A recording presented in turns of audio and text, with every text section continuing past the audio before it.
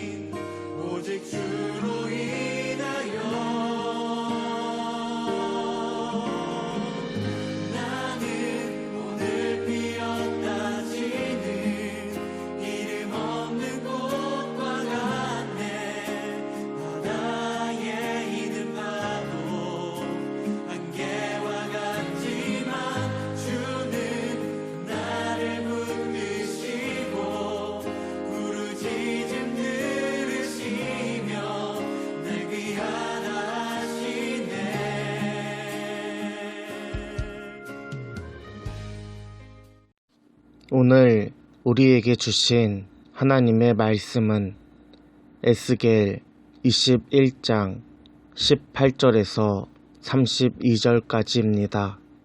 여호와의 말씀이 내게 임하여 이르시되, 인자야, 너는 바벨론 왕의 칼이 올 두 길을 한 땅에서 나오도록 그리되 곧 성으로 들어가는 길 어귀에다가 길이 나뉘는 70표를 하여 칼이 암몬 족속의 라빠에 이르는 길과 유다의 견고한 성 예루살렘에 이르는 길을 그리라. 바벨론 왕이 갈렛길 곧 두 길 어귀에 서서 점을 치되 화살들을 흔들어 우상에게 묻고 희생제물의 간을 살펴서 오른손에 예루살렘으로 갈 점괘를 얻었으므로 공성태를 설치하며 입을 벌리고 죽이며 소리를 높여 외치며 성문을 향하여 공성태를 설치하고 토성을 쌓고 사다리를 세우게 되었나니 전에 그들에게 맹약한 자들은 그것을 거제 점괘로 여길 것이나 바벨론 왕은 그 죄악을 기억하고 그 무리를 잡으리라. 그러므로 주 여호와께서 이같이 말씀하셨느니라. 너희의 악이 기억을 되살리며 너희의 허물이 드러나며 너희 모든 행위의 죄가 나타났도다. 너희가 기억한 바 되었은즉 그 손에 잡히리라. 너 극악하여 중상을 당할 이스라엘 왕아, 내 날이 이르렀나니 곧 죄악의 마지막 때이니라. 주 여호와께서 이같이 말씀하셨느니라. 관을 제거하며 왕관을 벗길지라 그대로 두지 못하리니 낮은 자를 높이고 높은 자를 낮출 것이니라. 내가 엎드러뜨리고 엎드러뜨리고 엎드러뜨리려니와 이것도 다시 잊지 못하리라. 마땅히 얻을 자가 이르면 그에게 주리라. 인자야, 너는 주 여호와께서 암몬 족속과 그의 능욕에 대하여 이같이 말씀하셨다고 예언하라. 너는 이르기를 칼이 뽑히도다, 칼이 뽑히도다. 죽이며 멸절하며 번개같이 되기 위하여 빛났도다. 내게 대하여 허무한 것을 보며 내게 대하여 거짓 복수를 하는 자가 너를 중상당한 악인의 목 위에 두리니 이는 그의 날 곧 죄악의 마지막 때가 이름이로다. 그러나 칼을 그 칼집에 꽂을지어다.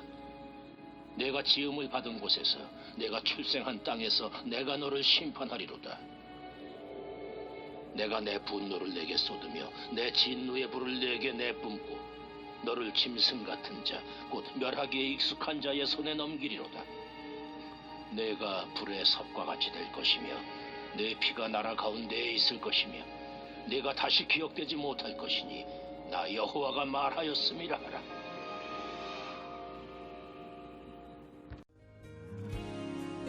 주님은 나의 죄를 보시고 사랑의 눈으로 날 일으키시네. 바다를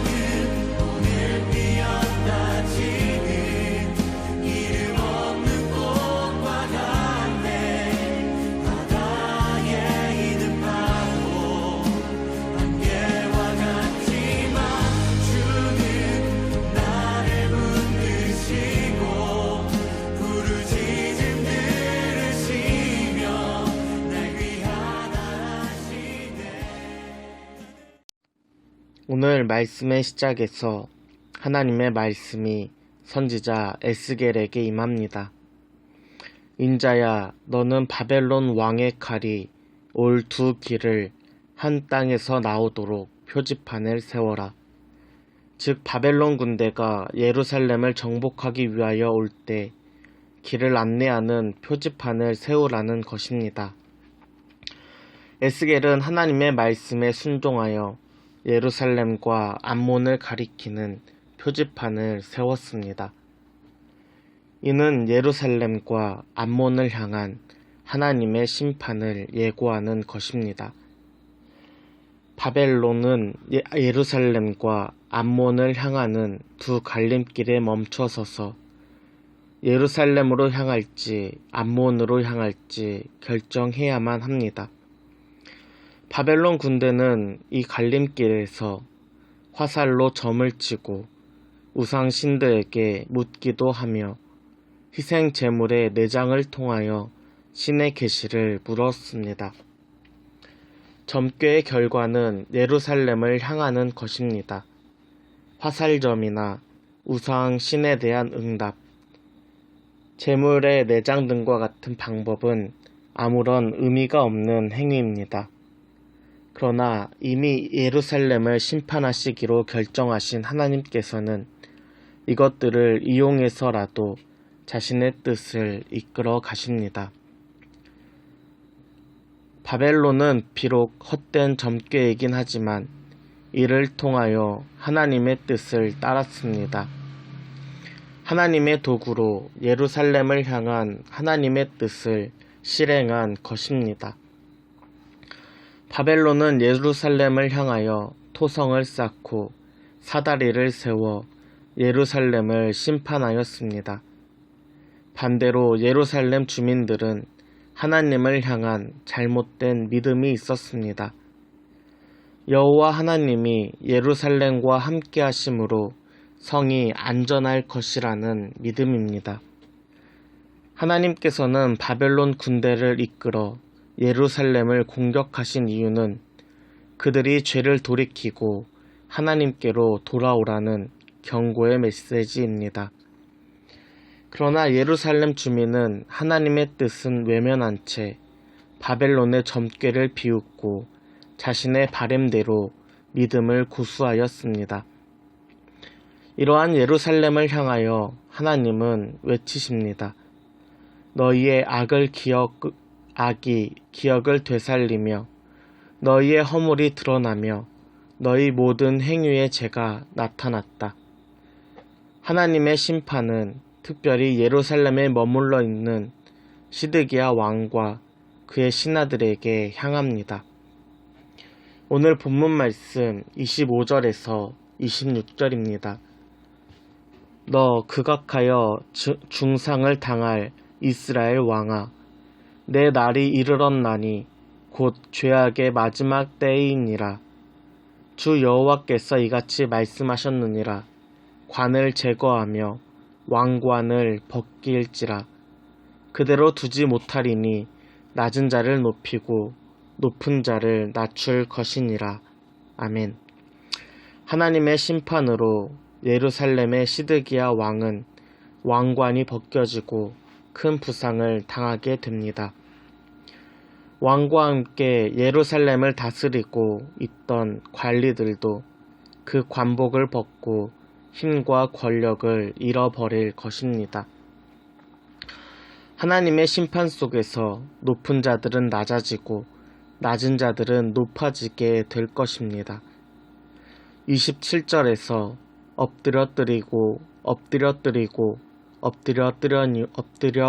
뜨려니와 같이 3번 표현하듯이 하나님께서는 예루살렘 주민들을 철저하게 짓밟고 다시는 일어나지 못하도록 모든 것을 무너뜨리고 파괴할 것입니다. 이처럼 하나님의 심판은 예루살렘뿐만 아니라 암몬에게도 향합니다. 암몬은 예루살렘을 향하여 칼을 들며 자기 스스로 심판의 칼이 되려고 하였습니다. 또한 예루살렘의 멸망을 보며 여호와 하나님의 무능력함을 조롱하였습니다. 암몬의 점쟁이들은 중상을 당한 예루살렘의 목 위에 두었다고 말하였습니다. 그들은 스스로 심판의 칼을 자초하였지만 이는 모두 다 거짓된 것입니다. 30절, 31절에서 그러나 칼을 그 칼집에 꽂을지어다.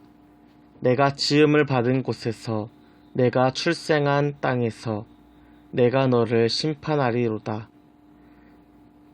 내가 내 분노를 내게 쏟으며 내 진노의 불을 내게 뿜고 너를 짐승 같은 자, 곧 멸하기에 익숙한 자의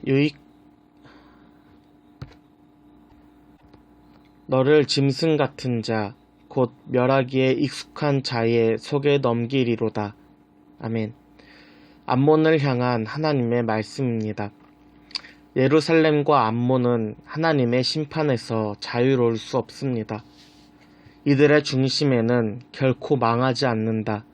우리는 벗어났다는 안일한 생각이 있었습니다. 이는 하나님을 무시하고 하나님께 집중하지 않은 결과입니다. 결국 이들은 아무런 대처도 없이 심판을 맞이하게 됩니다. 반면에 바벨론은 점괘라는 잘못된 방법이었지만 그 속에서 역사하시는 하나님의 말씀에 순종하였습니다. 이로 인해 바벨론은 하나님의 도구로 사용되었습니다. 오늘 우리 삶에서 나를 향하신 하나님의 뜻은 무엇일까 돌아보길 바랍니다. 나를 향하신 하나님의 말씀이 무엇인지 귀를 기울이는 하루 되길 바랍니다. 특별히 오늘부터 금요일까지 청년부 수련회가 남양주 평화수양관에서 진행합니다.